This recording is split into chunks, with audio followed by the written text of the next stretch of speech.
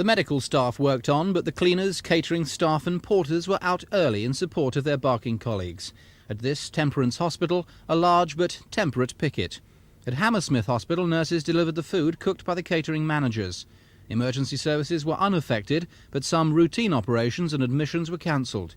At Westminster Hospital too, ancillary workers began 24 hours of disruptive action. Well, I think the day of action will show, not only to this health authority, but to other health authorities, that privatisation really means reductions in pay conditions for health workers and also reductions in patient care.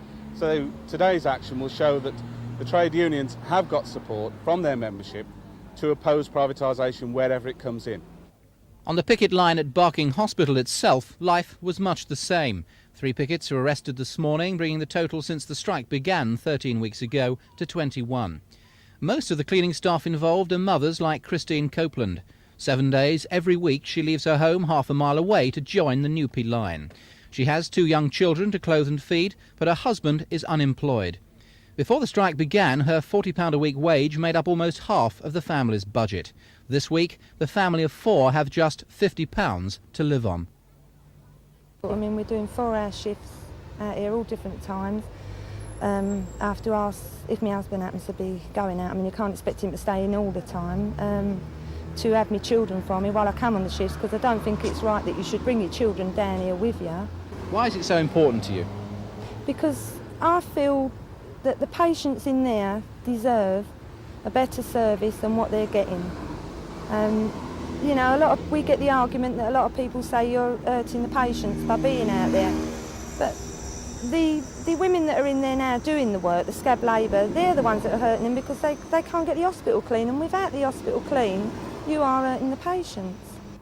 Last week, these uncleared bags of rubbish were stacked up behind the hospital, and in today's local paper, one young mother claims that her newborn baby was found covered in ants inside its cot.